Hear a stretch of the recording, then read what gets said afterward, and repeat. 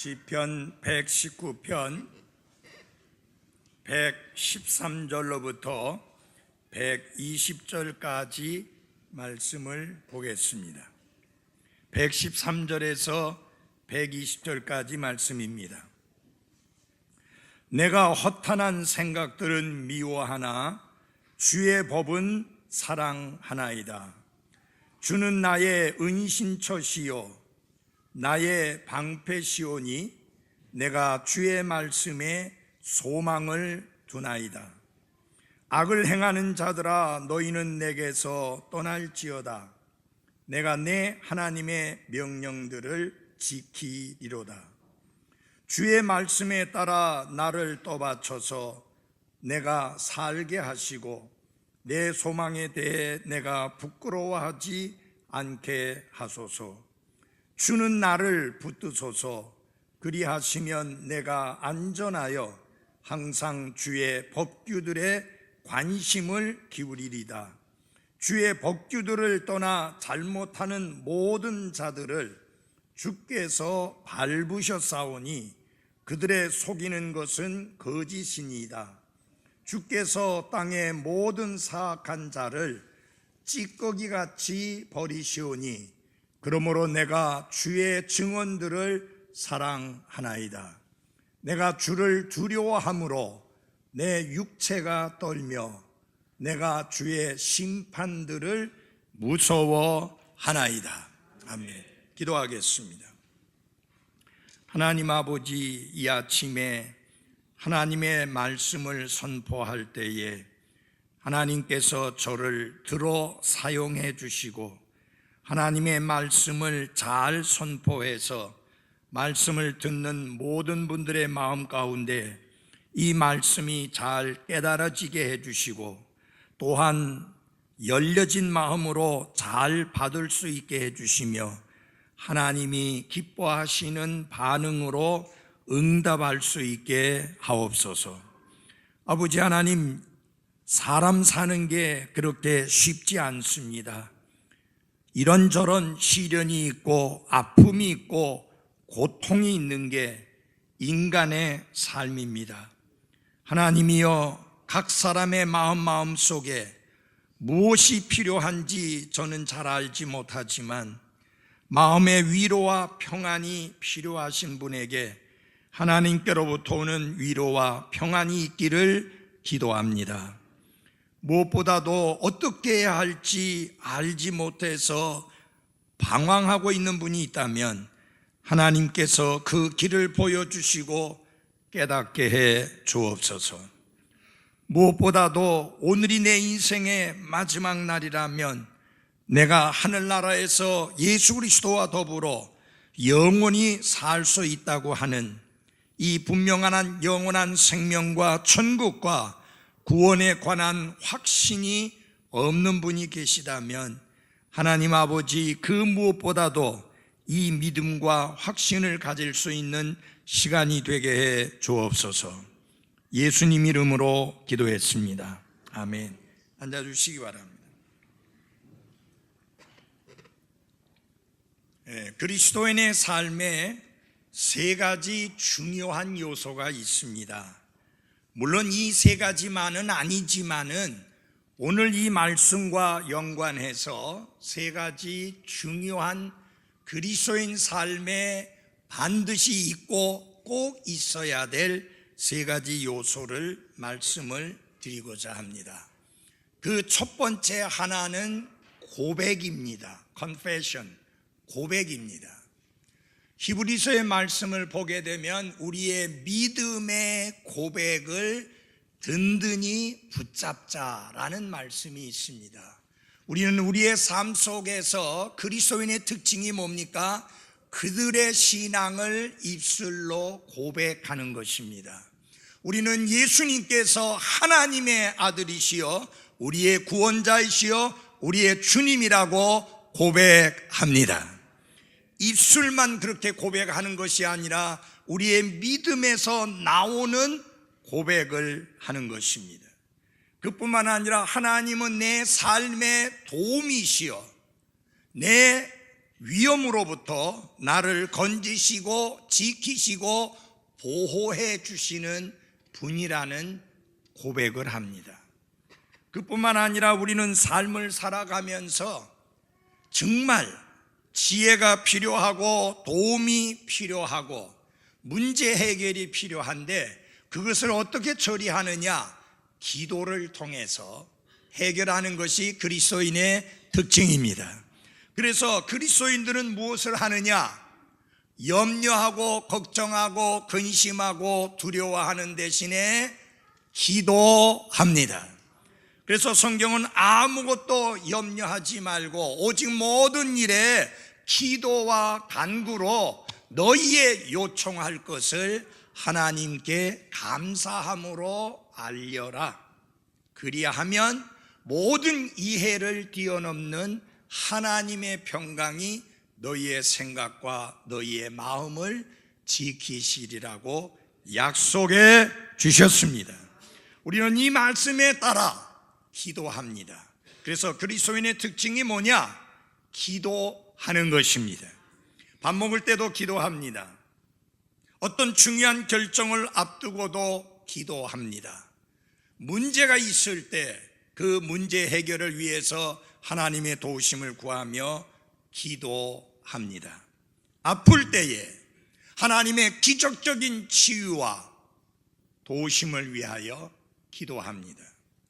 그뿐만 아니라 그리스도인의 삶 속에서 있는 세 번째 중요한 요소는 확신입니다. 우리는 분명한 확신을 가지고 믿음의 생활을 합니다. 오늘 내가 죽는다 할지라도 내가 눈을 떴을 때는 예수 그리스도와 함께 하늘나라에 있다고 하는 확신 속에서 우리는 믿음의 생활을, 그리스도인의 삶을 삽니다.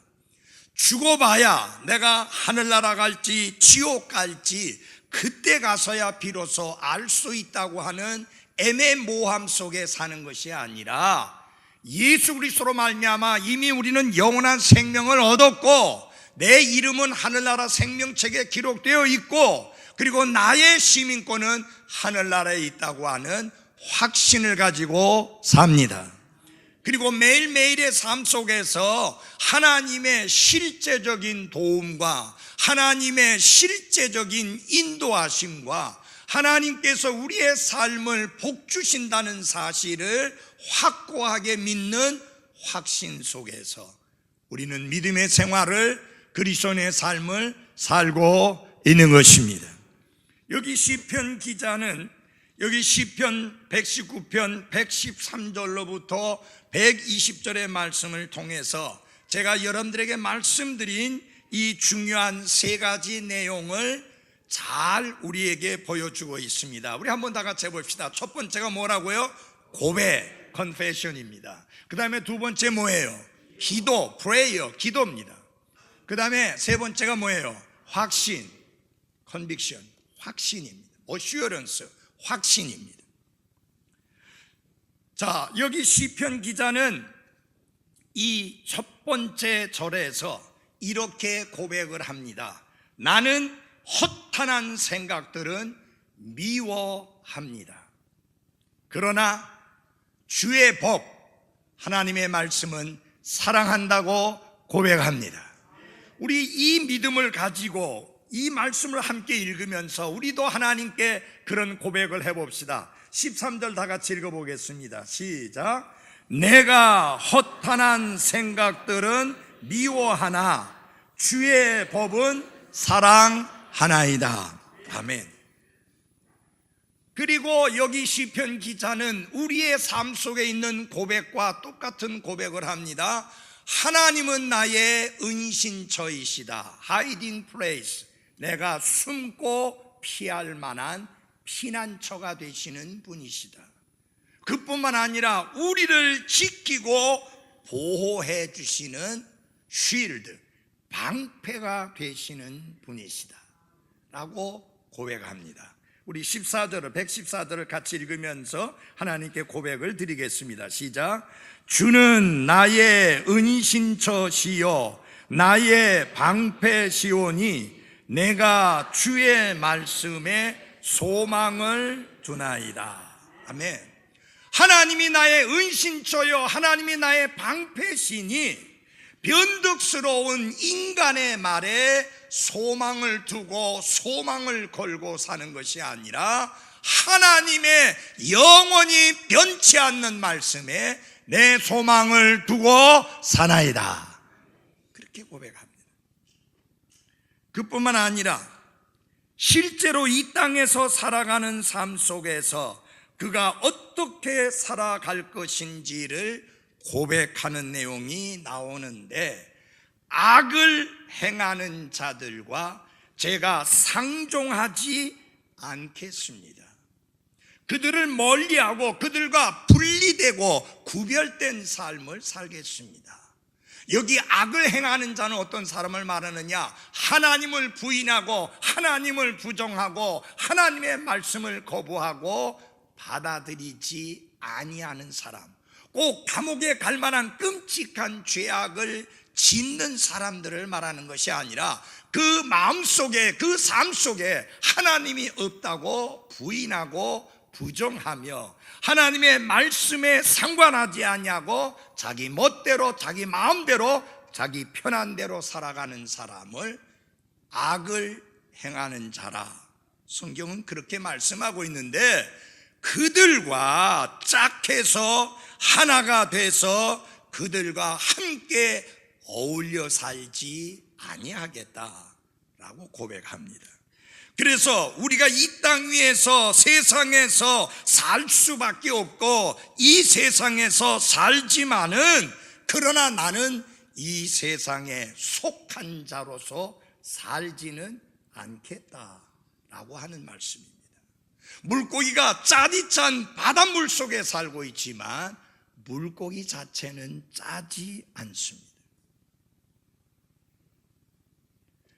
그래서 만나거나 사귀는 사람들을 주의 깊게 살펴서 가려서 그렇게 사귈 것이요 가까이 할 것이요, 절대로 불신자들과 더불어 공평하지 않게 멍에를 같이 매지 않겠다고 고백을 합니다. 동업하는 것은 멍에를 같이 매는 것입니다. 그러나 그 동업은 몇 년 동안 하다가 그만둘 수 있습니다. 그러나 결혼이라고 하는 멍에는 몇 년 동안 지다가 벗어버릴 수 있는 게 아닙니다. 죽음이 두 사람을 갈라놓을 때까지 계속해서 져야 할 멍에가 결혼의 멍에입니다. 그러므로 성경은 불신자들과 더불어서 공평하지 않게 멍에를 매지 말라고 엄중히 경고하고 있는 것입니다. 시편 기자도 그렇지만 우리의 믿음도 똑같습니다. 세상과 친구가 되는 것이 곧 하나님과 원수되는 것이라는 사실을 우리는 너무나 잘 알고 있습니다. 그러므로 유혹에 빠지지 아니하고 주의 법규, 주의 말씀들을 지킬 수 있기 위해서는 우리가 철저하게 분리되고 구별된 삶을 살아가야 하는 것입니다. 자, 그래서 우리 말씀 한번 보십시오. 116절입니다. 같이 읽어보겠습니다. 시작. 악을 행하는 자들아, 같이 시작.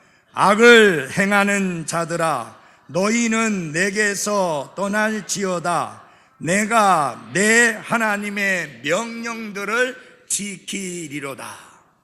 자, 여러분 잘 보십시오. 그는 철저하게 분리되고 구별된 삶을 살면서 그 다음에 뭐라고 말하느냐? 주의 명령들을, 하나님의 명령들을 지키겠다고 고백합니다. 그것은 그의 결심이요 그의 결단입니다. 그러나 여러분 잘 주의해서 들어보십시오. 여러분이 마음에 그렇게 결심만 하면 다 됩니까? 여러분들이 마음에 결단만 하면 뭐든지 그대로 되어집니까? 아니지요. 그래서 뭐가 필요해요? 기도가 필요합니다. 내가 이렇게 살겠습니다 고백하고 결단하지만 그 고백과 그 결단대로 살 수 없는 게 우리의 삶입니다.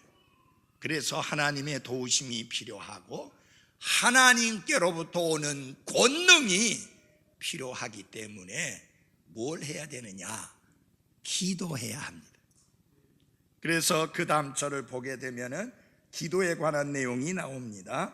제가 읽어드리겠습니다. 116절과 117절입니다. 주의 말씀에 따라 나를 떠받쳐서 내가 살게 하시고 내 소망에 대해 내가 부끄러워하지 않게 하소서. 주는 나를 붙드소서. 그리하시면 내가 안전하여 항상 주의 법규들에 관심을 기울이리다. 그런 두 가지를 기도합니다.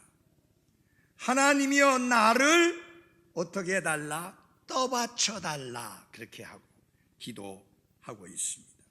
Hold up, 떠받쳐 달라고 기도하네. Uphold me, 떠받쳐 달라고 기도합니다. 그다음에 또 안에는 나를 붙들어 달라고 기도합니다.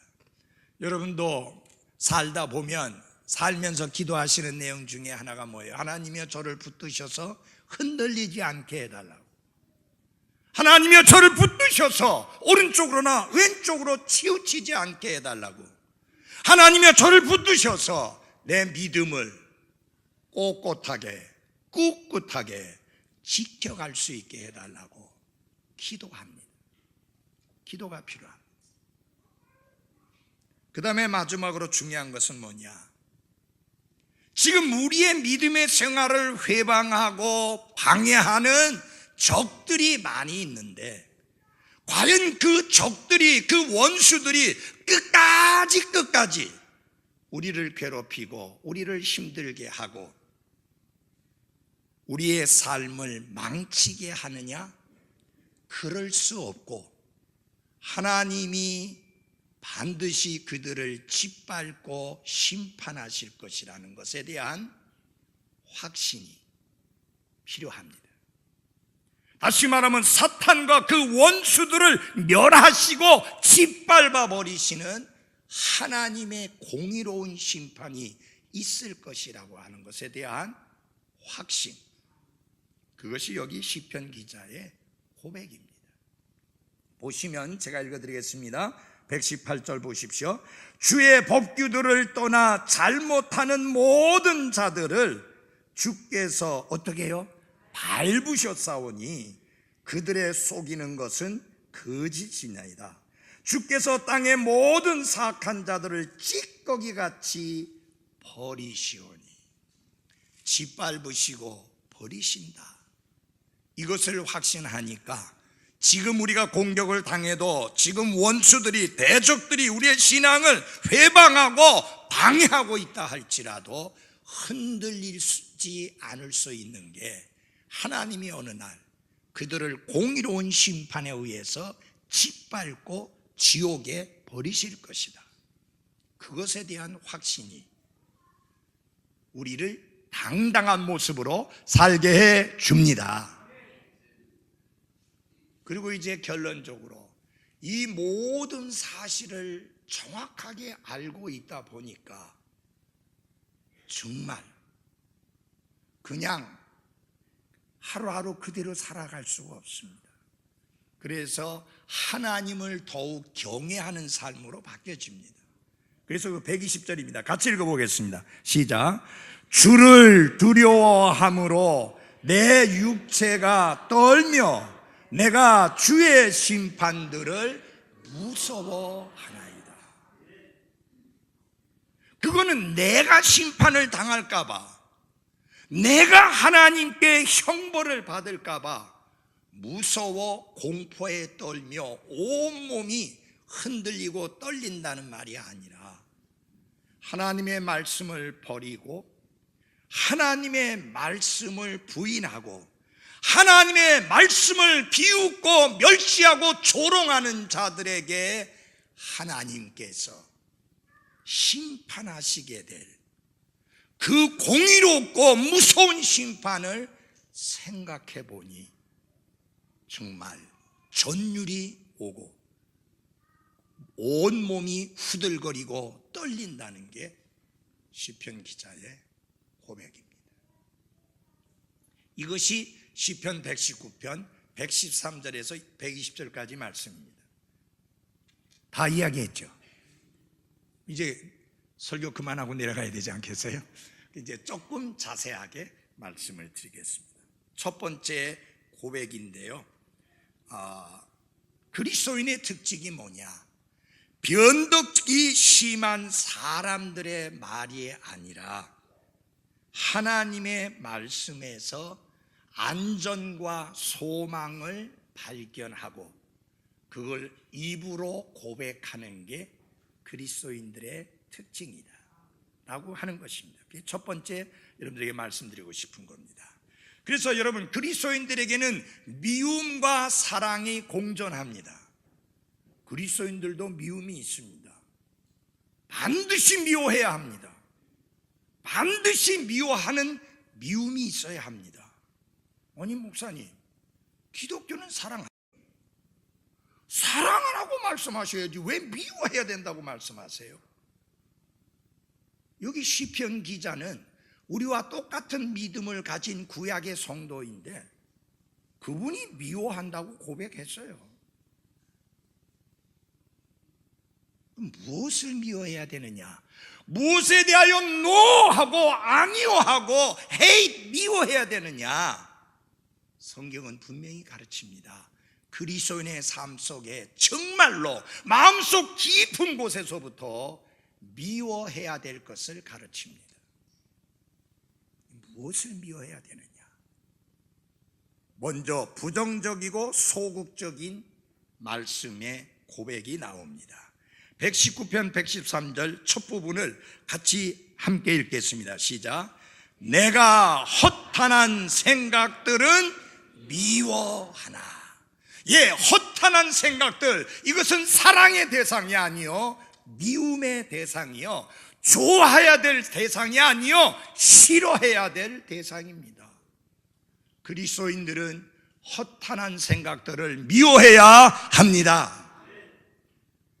허탄한 생각이라는 말은 무슨 뜻이냐? 나누어진 마음, 두 마음, 더블 마인드, 이런 생각과 마음을 우리는 미워해야 합니다. 엘리야 대언자가 이스라엘 백성들 앞에서 외치지 않습니까? 어느 때까지 하나님과 바알 사이에서 머뭇머뭇거리고 있을 것이냐? 오늘날 너희들이 섬길 자를 빨리 선택해라. 여러분, 하나님은 두 마음을 품고 사는 것을 싫어하십니다. 여러분과 저는 이 허탄한 생각들을, 헛된 생각들, 나누어진 생각, 나누어진 마음을 미워해야 합니다. 우리는 늘 기도해야 됩니다. 하나님이여, 내가 한 마음으로 주님을 섬기게 하옵소서. 싱글 마인드, 한 마음으로 주님을 섬기게 하옵소서.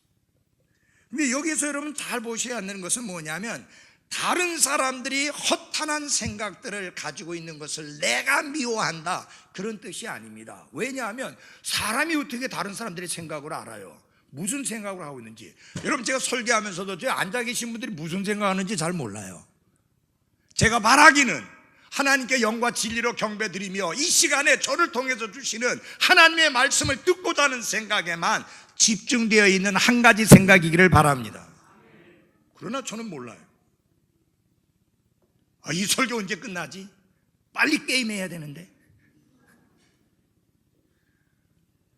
다른 사람들이 가지고 있는 허탄한 생각들을 미워한다는 게 아니라 자신의 마음속에서 일어나고 있는 그 허탄한 생각들을 내가 미워한다. 당연히 미워해야 되잖아요. 기도하십시오. 내 마음속에, 내 생각 속에 허탄한 생각들이 생기지 아니하도록 기도하시기를 바랍니다. 한 마음으로, 한 생각으로 주님을 섬길 수 있도록. 그래서 이 한글은요, 끊지 아니하고 이어서 말하게 될 때 뭐뭐 하나라는 표현을 씁니다. 그러나 영어 성경은 딱 잘랐습니다. 나는 허탄한 생각들을 뭐한다? 미워한다. 그렇게 말합니다. I hate with vain thought. 그리고 딱 끊고 그 다음에 저는 좋습니다. 제가 제일 좋아하는 단어 중에 하나가 but 하는 말입니다. 그러나 나는 주의 법은 사랑하나이다. 예, 소극적으로 부정적으로 우리는 허탄한 생각들은 미워해야 되지만은 적극적으로 긍정적으로 주의 법, 곧 하나님의 말씀은 사랑해야 합니다. 왜 허탄한 생각들을 미워해야 되느냐? 그것이 우리의 마음을 빼앗아서 선한 것에서, 하나님이 기뻐하시는 바른 것에서 우리의 삶을 돌이키게 하고 멀어지게 하는 역할을 하기 때문입니다. 여러분 잘 들어주십시오. 그리스도인들이 타락할 때 어디서부터 시작되는지 압니까? 생각에서부터 시작됩니다. 생각이 허탄한 생각을 합니다. 그러면은 그것이 어디로 갑니까? 마음으로 뚝 떨어지고 내 마음에 그런 마음이 들면 그 다음에 행동으로 옮기게 됩니다. 그래서 성경은 말씀합니다. 무엇보다도 너희의 생각을 지켜야 하리니, 생각을 하나님의 평강으로 내 생각과 내 마음을 지키도록 기도하십시오. 지난 50년 동안 제가 사역을 꿋꿋이 꾸준히 포기하지 않고 오늘까지 해올 수 있었던 것은 하나님께서 제 생각을 지켜주셨기 때문입니다.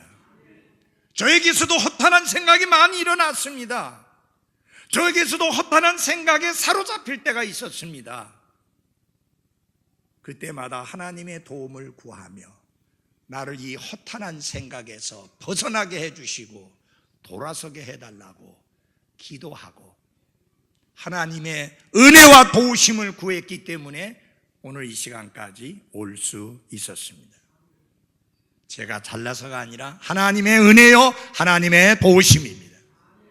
여기 저와 함께 수십 년 동안 믿음을 지켜오고 이 교회를 지켜오고 섬겨오신 분들, 그분들이 대단한 분이라가 아니라 하나님께서 은혜를 베푸셔서 그들을 허탄한 생각에서 건져주셨기 때문입니다.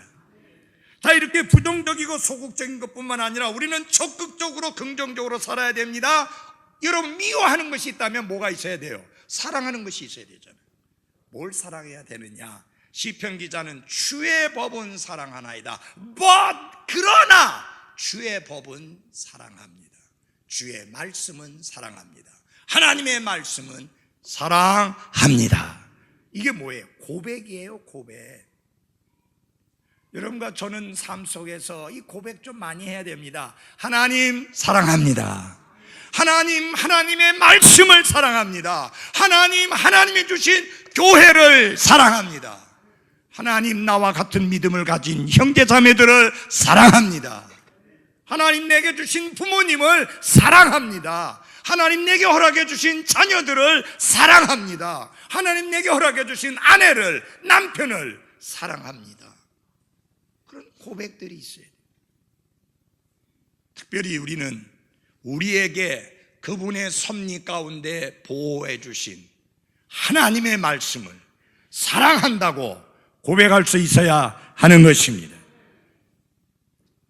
여기 사랑한다는 말하고 미워한다는 말은 서로 반대되는 행동이지요. 근데 미워한다는 말에는 어떤 의미가 있느냐 하면은 거절한다는 의미가 있습니다. 미워한다는 것은 반대한다는 의미요, 싫어한다는 의미예요. 나는 허탄한 생각을 싫어합니다. 미워합니다. 거절합니다. 반대합니다. 그래 해야 되고, 하나님의 말씀에 대해서는 사랑한다라고 해야 되는데, 사랑한다는 말은 좋아한다, 그것에 헌신되어 있다, 그것에 마음이 기울어져 있다, 그런 뜻입니다. 여러분, 남편은 아내에게 그 마음이 기울어져 있어야 합니다. 아내는 남편에게 그 마음이 기울어져 있어야 합니다. 부모는 자식에게, 자식은 부모에게 그 마음이 기울어져 있어야 합니다. 요새 부모님들이 겪는 제일 힘든 것 중에 하나가 뭐냐면 자녀들과의 대화예요. 부모는 자녀에게 기울어져 있는데 자녀는 부모에게 기울어져 있지가 않아요. 야, 이야기 좀 하자면 뭐려? 무슨 이야기를? 내가 다 알아서 하는데. 알아서 하기 뭘 알아서 해? 기울어져 있지가 않아요. 그 말은 뭐냐면 사랑하지 않는다는 말이에요. 여러분, 재미있는 게 이제 아이들이 서울에서 차를 몰고 내려온다. 긴 거리잖아요. 그래서 우리는 궁금한 거예요. 어디쯤 왔는지 싶어서 전화를 합니다. 어디쯤 오냐? 그럼 어디쯤 옵니다. 근데 가만히 보면 좀 그 전화를 좀 귀찮아하는 것 같아. 알아서 잘 가는데 왜 자꾸 어디쯤 오느냐, 지금 어디냐, 언제쯤 도착하냐. 지들도 나중에 아버지가 돼가지고, 지금 아버지지만 아직 그놈의 자식들이 어리니까 아직 운전 안 하니까 신경 안 쓸지 모르지만 지들도 나처럼 나이 들어보면 다 알아요. 왜 그 부모가 전에 어디쯤 오느냐, 얼마 남았느냐, 언제 도착하느냐 라고 물은 그 마음을 이해해요. 근데 그때쯤 되면 부모님이 곁에 안 계실 때가 많아요. 그러니까 지금 잘해야 돼. 지금 잘해야 돼. 특별히 우리 청소년 여러분, 여러분들 귀한 분들입니다. 얼마나 많은 젊은이들이 형편없이 삽니까? 정준영이 그놈 좀 보세요. 그 미친놈, 그 정신 나간 놈, 그 환장한 놈, 짐승이에요. 사람이기를 거부한 놈이에요.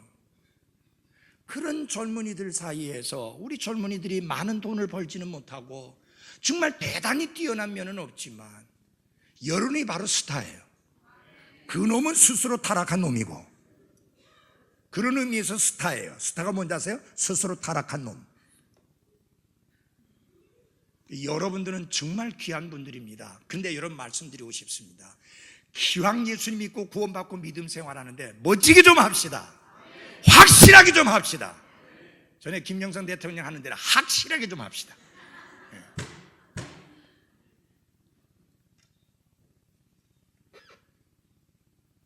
그리고 그는 말씀을 향한 사랑 다음에 그가 무엇에 어디에 소망을 두고 있는지를 고백합니다.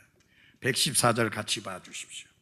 주는 나의 은신처시요 나의 방패시오니 내가 주의 말씀에 무엇을 두나이다? 소망을 두나이다. 여기서 시편 기자는 하나님이 어떤 분이신지, 특별히 자기에게 어떤 분이신지를 고백합니다. My hiding place, my shield. 그러니까 나의 은신처고 나의 방패시다. 여러분, 중요한 것은 내 신앙의 고백입니다. 다른 사람이 어떻게 신앙 고백하느냐가 중요한 게 아니라 예수님이 말씀하십니다. 그러나 너희들은 나를 누구라고 하느냐? 다른 사람들이 이야기하는 거 말고, 다른 사람이 나에 대해서 어떻게 이야기하느냐 그거 말고, 그러나 너희는 나에 대하여 뭐라고 말하느냐? 그때 베드로가 고백했잖아요. 주는 그리스도시요 살아계신 하나님의 아들입니다. 중요한 건 나의 고백입니다. 여러분의 고백이 무엇입니까? 하나님은 나의 은신처이십니다. 하나님은 나의 방패십니다.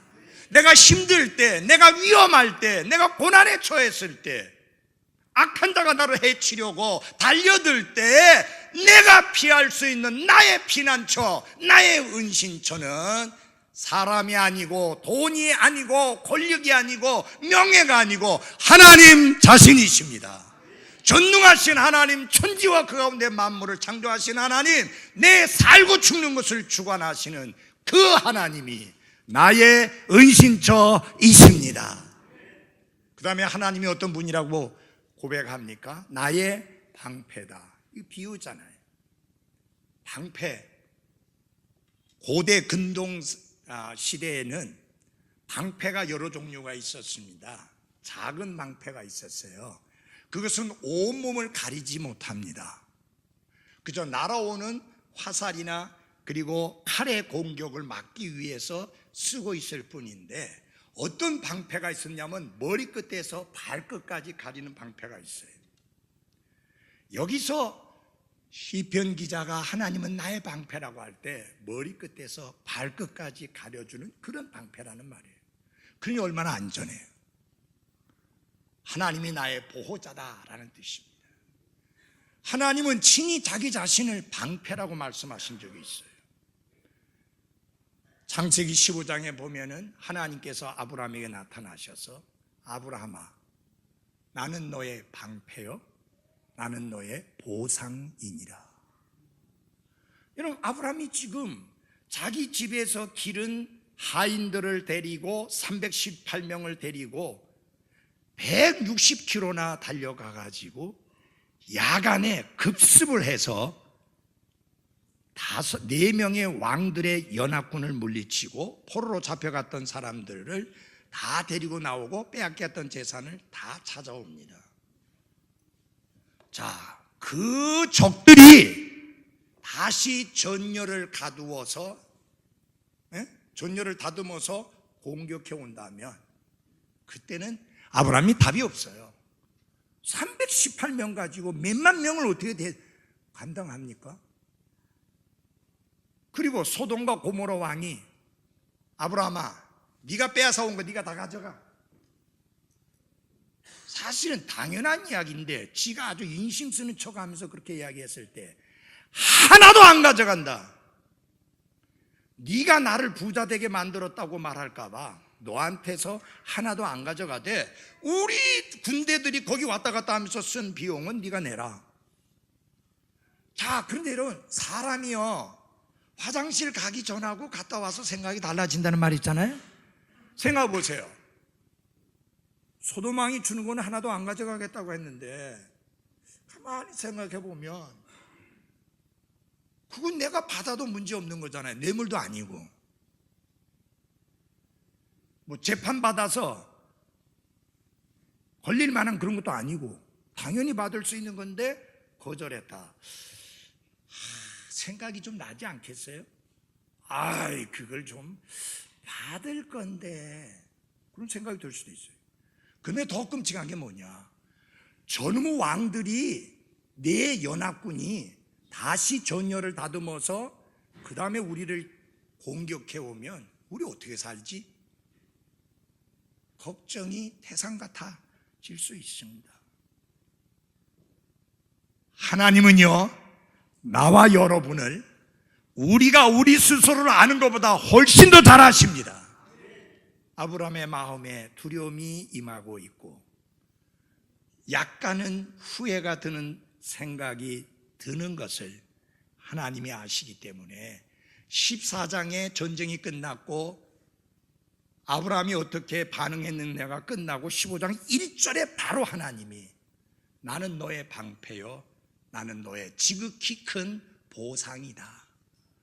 너 소돔 왕이 제공하는 거 그거 거절했다고 후회하지 마라. 내가 너에게 보상해 주마.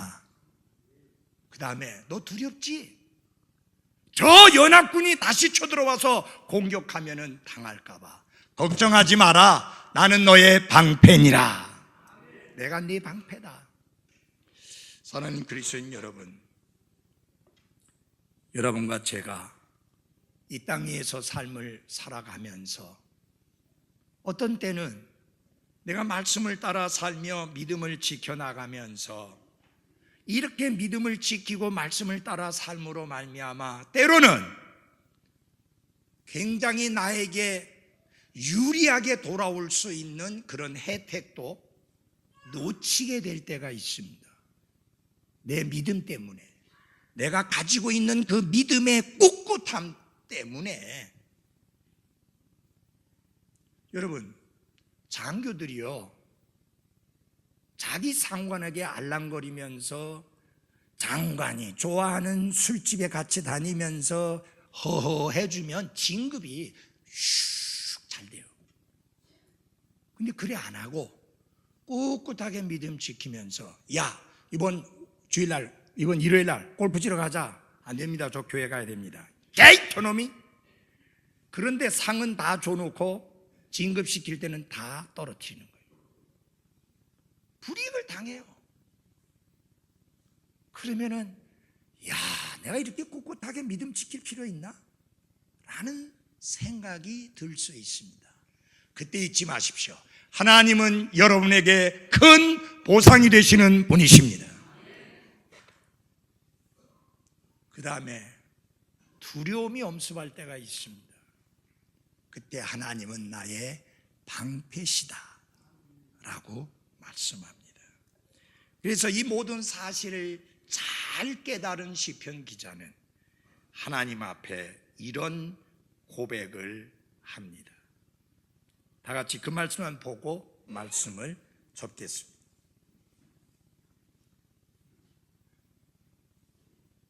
114절입니다. 같이 읽어보겠습니다. 시작. 주는 나의 은신처시요 나의 방패시오니 내가 주의 말씀에 소망을 두나이다. 아멘. 신뢰할 수 없는 인간의 말이 아닌 영원히 변치 않는 하나님의 말씀에 소망을 둔다 라고 고백을 합니다. 그리고 하나의 고백을 더합니다. 115절입니다. 제가 읽어드리겠습니다. 악을 행하는 자들아 너희는 내게서 떠날지어다. 내가 내 하나님의 명령들을 지키리로다. 사랑하는 그리스도인 여러분, 하나님이 우리에게 주어진 날들 동안에 우리의 믿음의 고백을 분명히 하면서 살아야 되는데, 특별히 이제 우리의 고백 속에서 나는 평생 죽을 때까지 변함없이 계속해서 지속적으로 끊임없이 주님의 말씀을 지키고 따르며 살겠습니다. 그런 고백 속에서 살아가는 나와 여러분이 되기를 바랍니다. 기도하겠습니다.